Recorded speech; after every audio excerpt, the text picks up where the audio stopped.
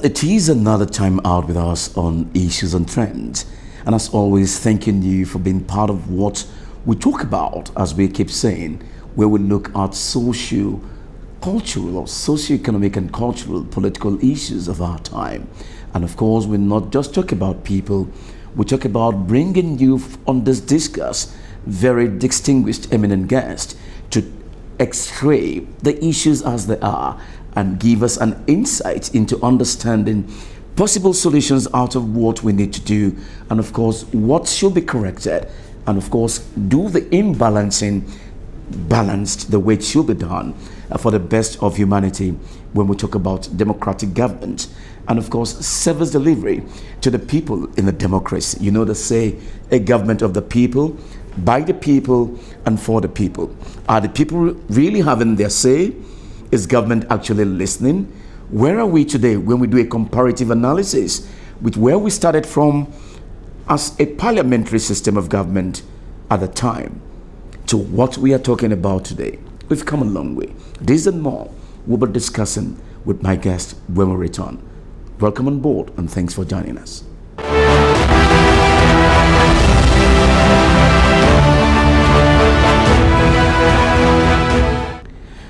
Well, it's good to have you join us again. Thank you for being there.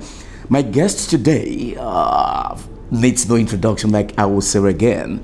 But if for any reason, for that reason, it is necessary to say that, well, let's do a little profiling of his persona, then we key into the discuss for today.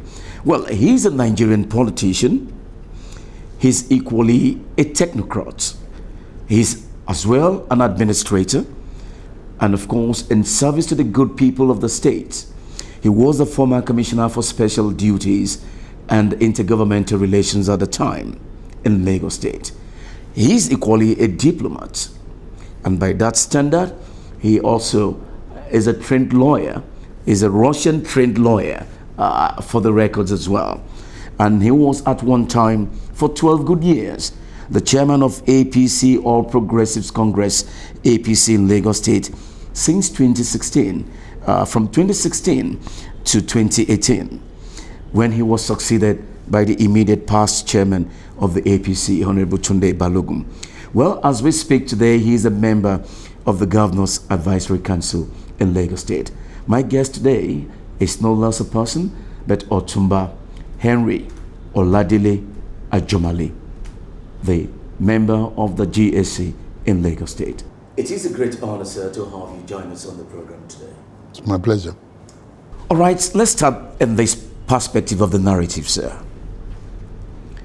The Nigerian equation in terms of governance today, sir, the arrangement of the political machinery of governance on another perspective, to looking very critically at how governance is being seen. And of course, when we look at how people are still not satisfied in terms of their expectation for a good government and the way government should be given to them, when we look at democracy as we speak, as a government of the people, by the people and for the people. But here the people are saying, we are yet to see the impact of government, and are saying that Nigeria as we speak is not on the right path of direction when we come to good governance. Do you agree with that? Yes, I think people are right when they say that. The expectation of the people are higher, because Nigeria is 64 years now of independence, and they're expecting something better. And the observation is that instead of going up, we're sliding down because of what Nigeria used to be. There was a time there was a Nigeria. There was a time there was a Nigeria. How do you mean, sir? I mean that there was a time Nigeria was in a global stage in Africa, in the world.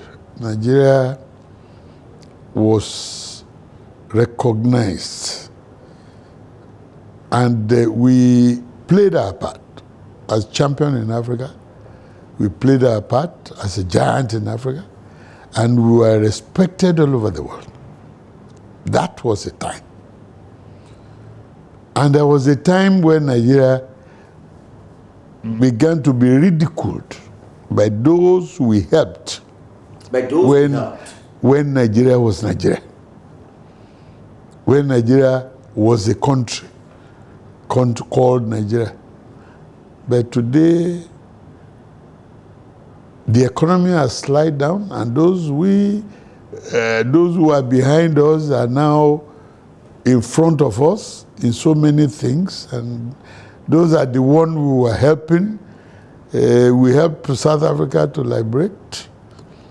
We helped other African countries to liberate, and there was a country that we were paying the civil service salary in those countries, and today those countries look on us as if we're someone you cannot even respect anymore.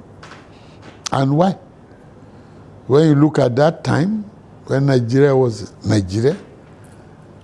a country that was recognized all over the world, but now we ridicule ourselves because there was lack of leadership. And the contributory factor, again, were the intervention by the military, who were not assigned to govern. They were supposed to defend. The military. Yeah, for so many years. To govern. For so many years they were there, and many of them don't even know their right from their left.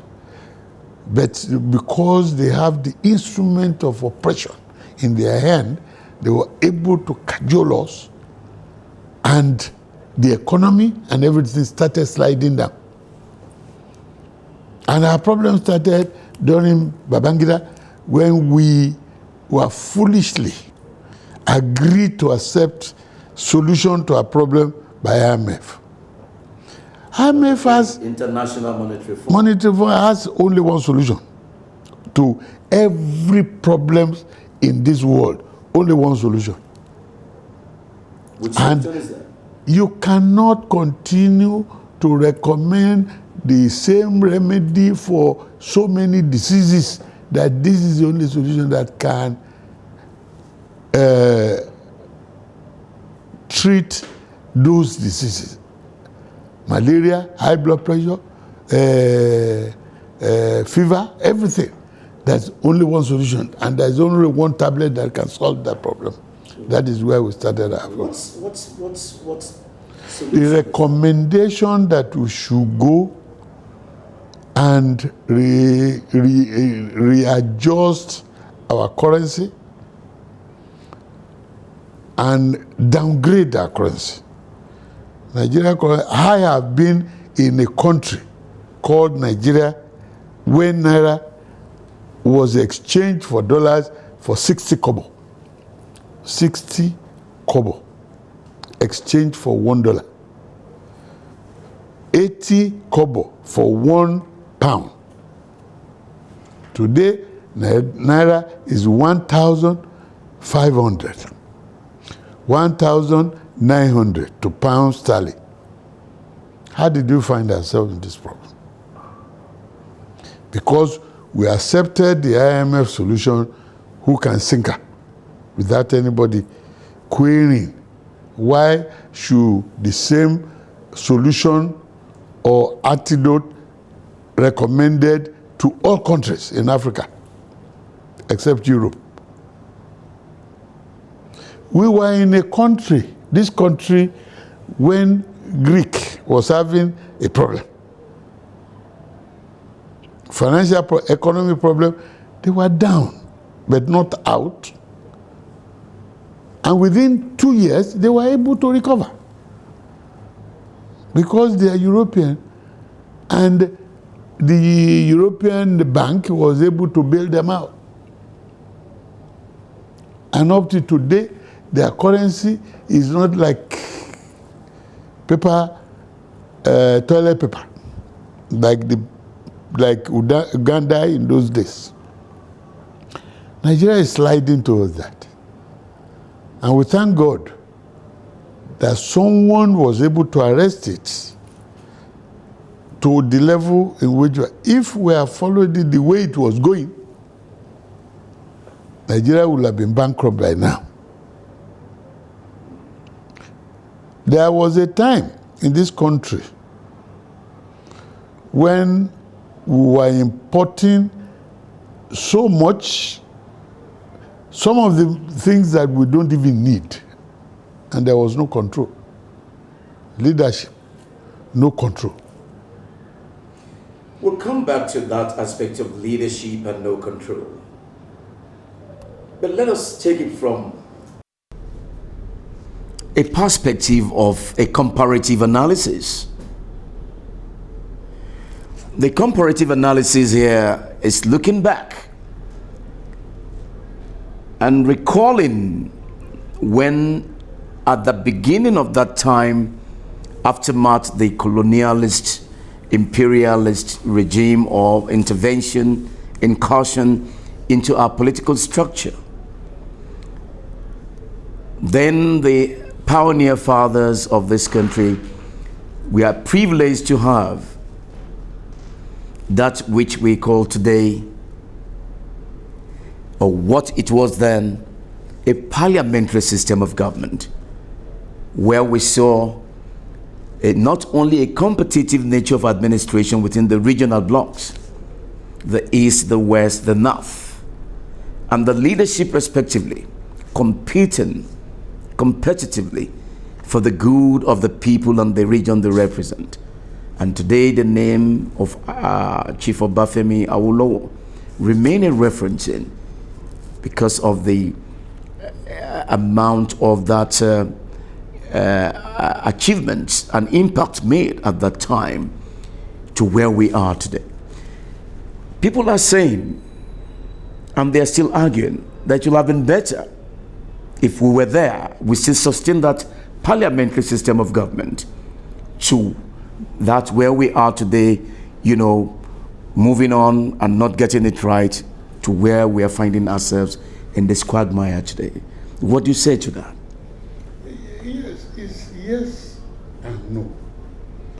Because in 1959, when there was parliamentary system of government established, even before independence in 1960, there were regional governments, 3 regional governments, before Midwest was created out of the western region of Nigeria. There was parliamentary. And there was competition between western region and eastern region. There was serious competition. And things were moving. Because when you see that West has done something, East want to do it, North want to do it. And that competition made them to be outstanding. Awolowo built the first stadium in Africa, football stadium in Ibadan. Build cocoa house out of the money for agriculture because there was no oil then. They were trading in rubber, in cocoa, in palm produce and other things. And he made them to have money. And they were paying the federal government some of these proceeds.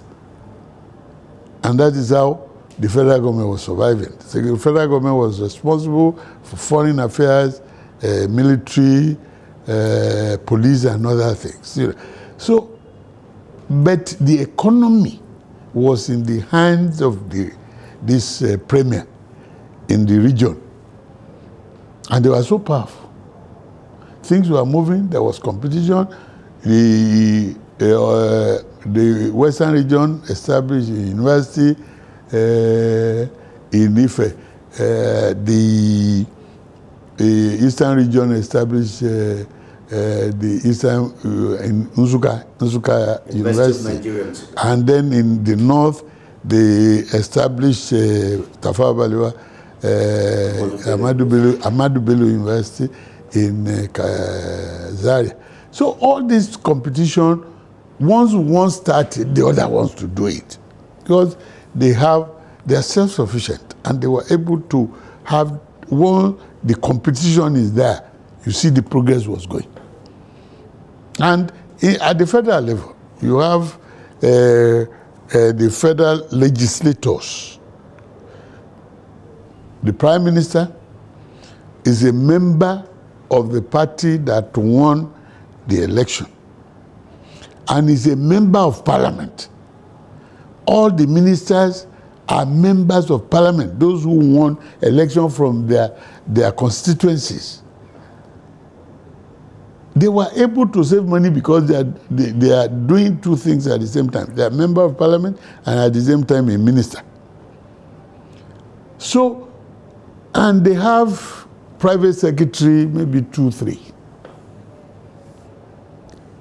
And things were moving. Awolowo created the first television, the first radio station in Africa, even when France, Western Region Television came first before France established their own. And see how Nigeria was moving to that power, the world power then. But unfortunately, it was cut short. Not only by the military, but the selfishness of our bureaucracy, the selfishness of our politicians. Because everybody want to do, when the envy came in against Awolowo because of his independent on the federal economy. And they intervened into Western region to the extent that there was a battle. They created that battle between the premier and Awolowo, who has moved from Western region to the federal as opposition, main opposition leader. That is where our problem started from. And in 1966, when the military came, it became one-line command, like the military. A central command of governance. That is exactly what was established to run this country. They abolished all the region and took command, one-line command, which is strange to democracy, because the military head has the power to rule Nigeria from the top down. And that was how Nigeria was ruled from 1966 to 1979. And there was coup upon coup until we get to 1999. And 1999 again created another problem for Nigeria. The Constitution was written, dotted by the military, handed over to us. And within that, there was so much loophole that the military left there, a booby trap, that is creating problem for us up to today.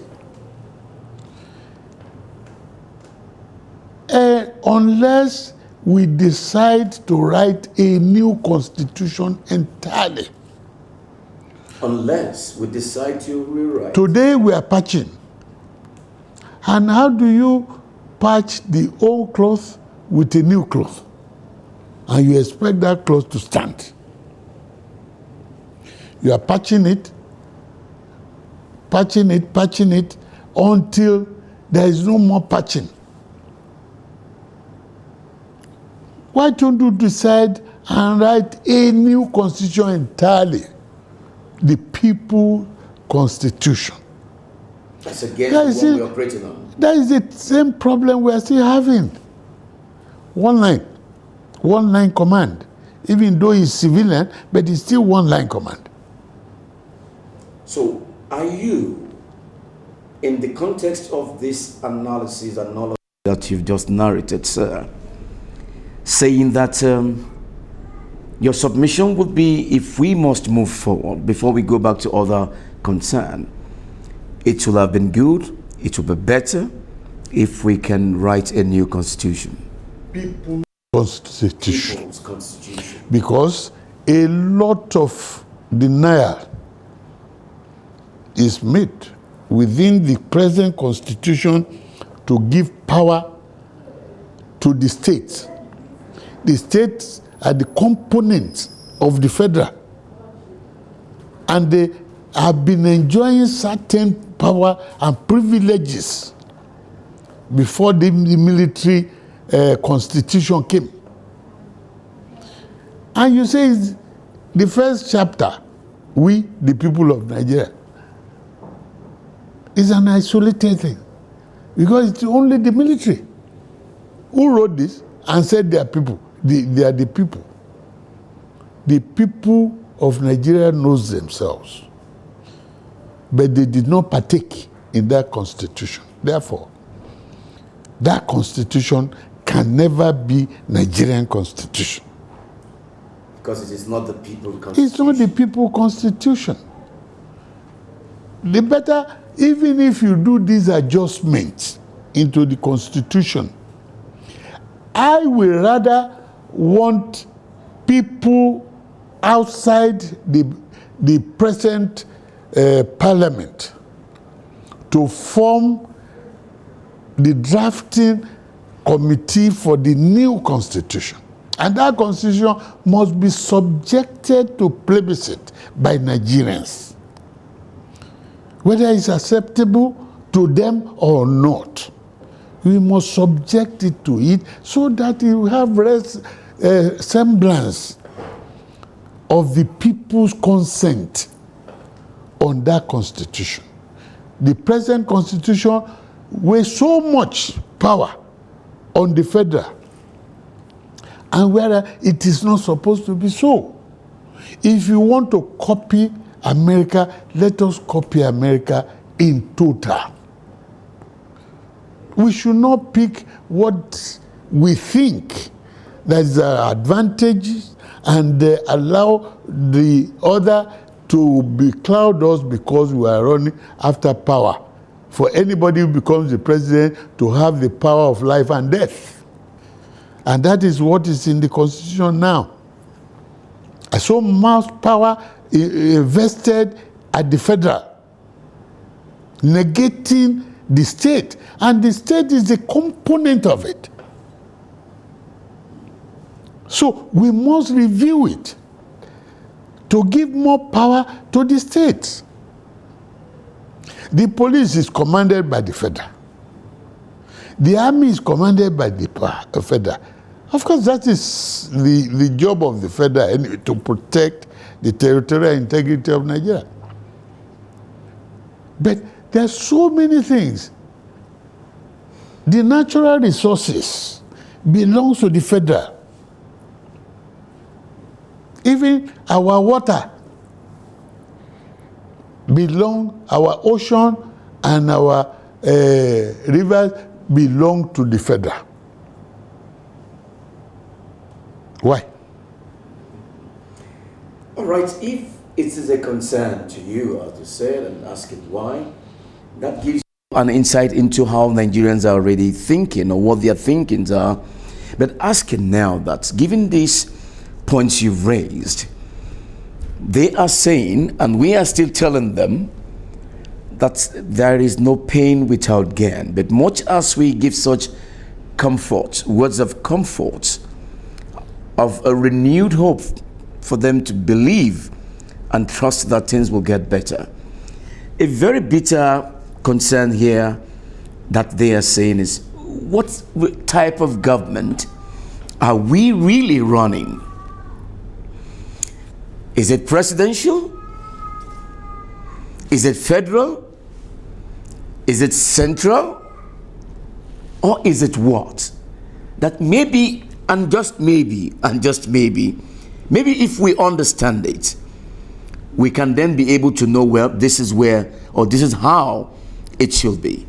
But in the reality, they can neither put it here, have it up here, or all they know is that we are just running a government of democratic structure. But is it presidential? They cannot say yes. Is it unitary? They cannot give an answer to that. Is it federal? That it should be as expected, given the components of the states that make up this country. And of course, the way it's been structured. But we are not seeing that. Is that not a problem? And how do the present administration of Mr. President succeed with this kind of arrangement that is not really specific or specifying what it is and what it should be in terms of governance? I told you before, you see, we are neither here nor there.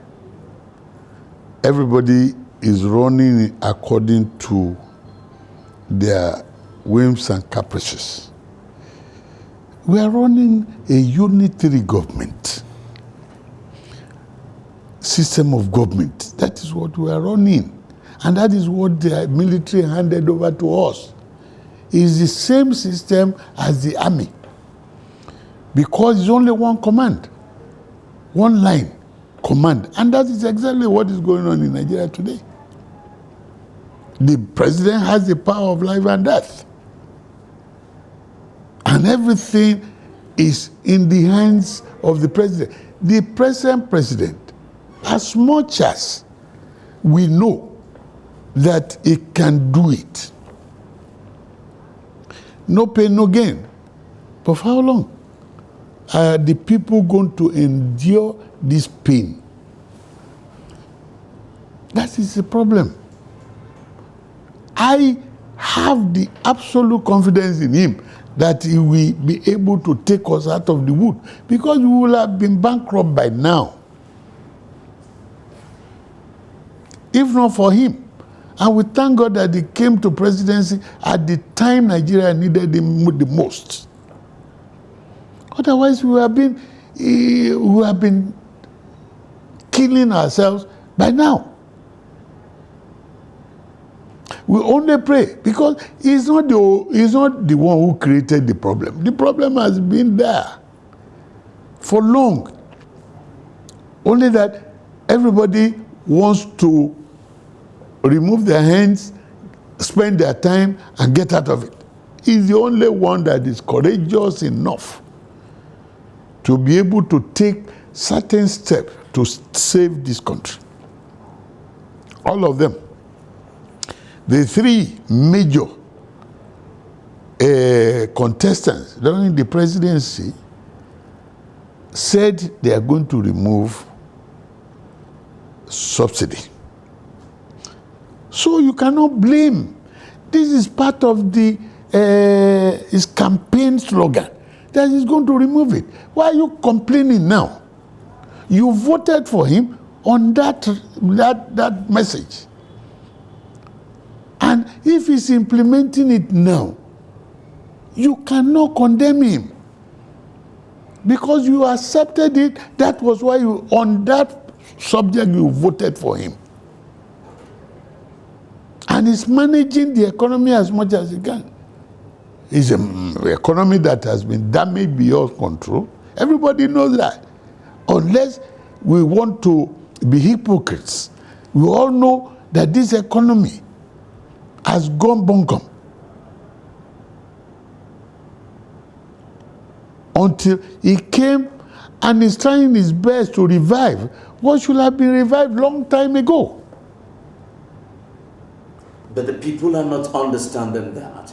The people are thinking it's as easy or as rosy as saying, well, you're there. No, it has happened. Now let's see the magic. It has happened in every country that has developed today. China has experienced it. India has experienced it. America too has experienced it at one time or the other. So don't tell me that it's only Nigeria that is experiencing it today. Other countries has gone through it. Go and ask Britain. Some years in those days when Britain was building up, people were eating from the dustbin. I said so. Go and check the history of Britain. Go and check the history of Russia before the revolution in 1917. People has no shoe. In the snow, they walk in the snow without shoe. Or get some wrapper, tie their legs. That is how bad it was. Today there are powers. We should not continue to complain. Let us sit down and work. If you are criticizing the government, do you have a better subject? How can we correct it? Don't sit down in opposition and criticize him for nothing. Do you have a solution to this problem? Give it to the president or give it to the minister concerned. Don't let us see it as it's not my business. It's everybody's business to ensure that Nigeria becomes a powerhouse as little, as much, as soon as possible. Nobody is clapping. You cannot clap with one hand. So let us take it. This is our country. We have no other place to go. We cannot continue to criticize the government when we don't have solution to the problems. Because you want to be a subjective opposition. Don't criticize when you yourself don't have solution to the problem we are talking about. If they give you, can you do better? Can Atiku do better than what Ashwaju is doing now? Can Obi do better than what Ashwaju is doing now? I don't know. If they were there, I don't know what the problem, what we would have been by now. But don't criticize. Join the trail and ensure that Nigeria becomes a country that we are free of poverty, free of deficiencies in all ramification. We can turn this country around. It is all our business. We are all responsible for what is going on. Because when it was going on, what did you do? What was your, when Emefiele was suffering Nigerians? When they were introducing the new money, you don't know how many Nigerians died in the process. What did you do? The labor did not protest. They did not come out to say something. And they know this thing affect all Nigerians. They did not, one day, they did not protest.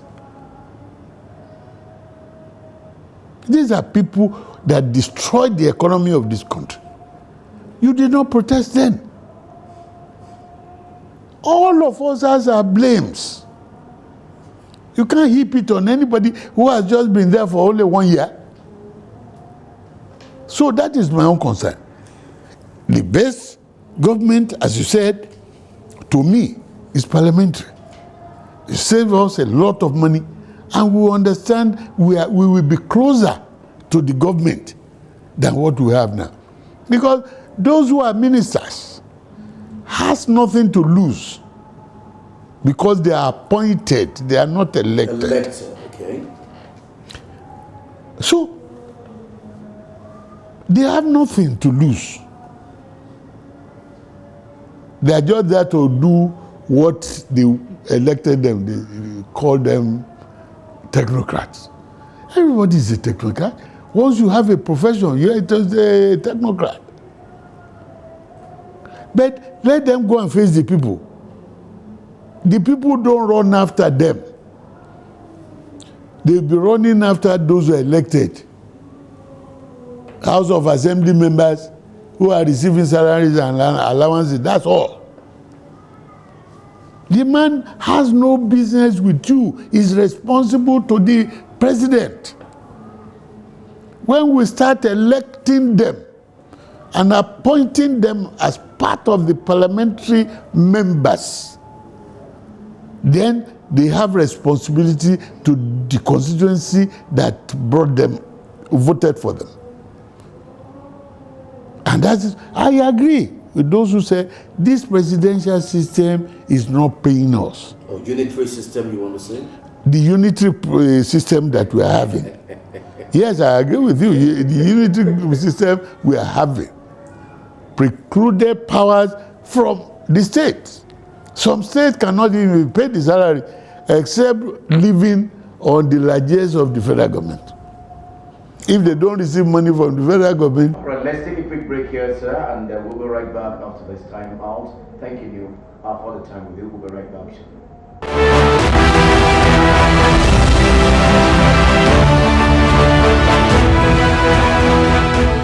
Welcome back and thanks for joining us. And if you're just tuning in, it's Issues and Trends, where we'll look at critical issues as they are and of course discussing them, analyzing them for us to find a way out of the woods, for us to be able to say that yes, at this point, this is what it should be, in the right perspective, in the right direction, in the right narrative, and making democracy what it should be for the collective good of everyone. Well, my guest still is Otumba Henry Oladele Ajomale, a Nigerian politician, a technocrat, and administrator, a former commissioner for special duties and intergovernmental relations in Lagos State, a diplomat by all reckoning, a Russian-trained lawyer, a legal practitioner, if you want to say, and of course for 12 years the chairman of APC in Lagos State, looking and dissecting issues here the way we are looking at the subject matter of discourse. So I must thank you very sincerely again. But let us now look back.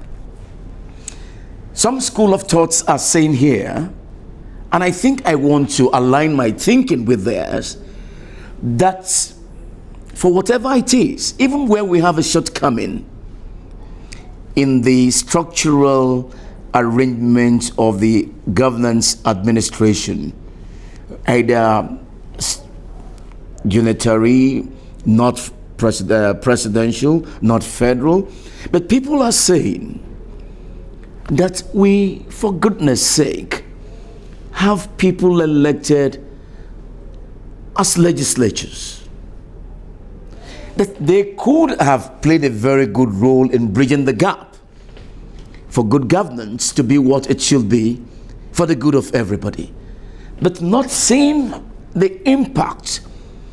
Rather, what we see is a contrary things we see of what they do in the chambers. And this again becomes worrying and disturbing when, rather than support the cause of good governance, what they see is personal interest, not that which serves the interest of the people they're supposed to serve. Does it bother you, sir? Yes. That is why we are so talking about the system that we are running now, the unitary system of government that we are running. And that gives a chance to all sort of breakup, because that constitution that we were discussing before has so much impact on the progress of, or the progression of our development in this country. If ministers, the prime minister is part of them, the ministers are elected to answer to his people, it will not be what we are passing through today. If you want to have presidential system of government, For Christ's sake, let us follow the American system. Who started this? Britain is parliamentary that we were enjoying before the military took us to presidential system of government. At that time, we thought we have money because the oil is flowing. We were living on agriculture, but once the oil came, we all left agriculture and come to the city. There was a time when we were having a groundnut pyramid in Kano. The palm produce was taken away from Nigeria to Malaysia. Today, Malaysia is the highest exporter of palm produce. They learn it from us. We are even importing palm produce now from Malaysia. Let the present government rejiggle this our agriculture system, because to me, the present minister, I don't think he has taken the bull by the horn in ensuring that this food sufficiency is very important. By now, it's 1 year, and we are still having problem on food security in this country. People are crying, people are shouting, but for how long are we going to suffer? The first thing is a revolutionary thing. The president should declare emergency for the agri sector. It's time now that we consider it. You can't talk to somebody who is hungry. The onion you are buying 3 naira before jumping to 30,000, and the salary is not even up to 30,000. And use 30,000 to buy onion that you cook 1 time or 2 times for the family. Where is the money coming from? The first thing, I don't think the problem of Nigeria is to pay higher wages now. It won't solve that problem. It's just a waste of time. The first thing you should tackle is the inflation. Let the inflation go down. Let Nigeria continue to be enjoying cheaper food. You will find out that once you increase the salary now 100%, be sure that the vendors outside there are going to increase it by 100%. Where are we coming from? We are going to back to square one. And I feel that the president should consider this seriously. Because the Ajero and the others who are shouting for, they have their check-up system. The more your salary goes up, the more they take your money. So the check-up system is there. Don't think they're fighting for you. In the end, if we don't tackle inflation, inflation will kill us. And it's time now that we should concentrate on it. Let's empower the farmers. Let everybody go to the farm. Let's go back to Operation Feed the Nation. Plant anything at the backyard of your house. That is what we are now. We are in that emergency now that if we don't do that, it will consume us. Inflation will consume us. And anything can happen. And before it gets there, those who are running the economy of the country should consider that. Seriously. I'm not agitating that they should not increase salary, but they know that the ratio that you increase the salary is the same ratio that the marketers and the vendors will increase their products. And they will be waiting for you out. Of course, they'll be waiting. They want to take their own out of it. So, and you'll find out at the end that the money you get will be a disaster. can the legislature make a difference in whatever way to complement the visionary drive of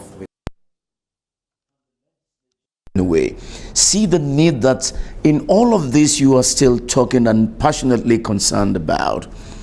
They are a part of the collective will of the entire citizenry of the state. But we still believe, like they said, that they can still, for God's sake, complement all of this initiative of the renewed hope of Mr. President that will still bring succor, and then let the people will understand indeed there is a renewed hope for what they see. Don't you see that as an angle to it? My major problem, I don't want to talk too much on these senators and the House of Representatives. The system we are still running. It's fundamental. It's still The fundamental part problem. of. It's still the fundamental problem that we are facing. Everybody is running how to look after themselves. Who cares? They don't care about this country. If people care about this country, you will not be asking for a jeep of 79 million, and they are insensitive to the problem going on in this country. And that is why we said that if you have parliamentary system of government, they know that next time you want to be a minister, they appoint you as a minister, you don't win your constituency. Of course, you are not returning back. Because the people will be waiting for you. But who cares? These are appointed people. If you return them, you don't return them, who cares? They don't care. They must put that tag on their neck to ensure accountability to the people. Because they have a constituency. If they don't perform, you wait for them there. But they are the caprices of the president. The president can employ them and the president can fire them. Eye service. And once they are obedient and loyal to the president may not see anything wrong with them. But these people has no responsibility to anybody. They are not accountable to anybody. Not even their constituency, not even their state. They say you did not elect me. I'm responsible to the president, not you. And that is what we are saying, the difference between the parliamentary and even the true presidential system of government, which is lacking. All right, at this point, I must thank you very sincerely, but I will let you go without you giving us your parting words. What will you say? I pray. As a very distinguished Nigerian at this time. They change the national anthem.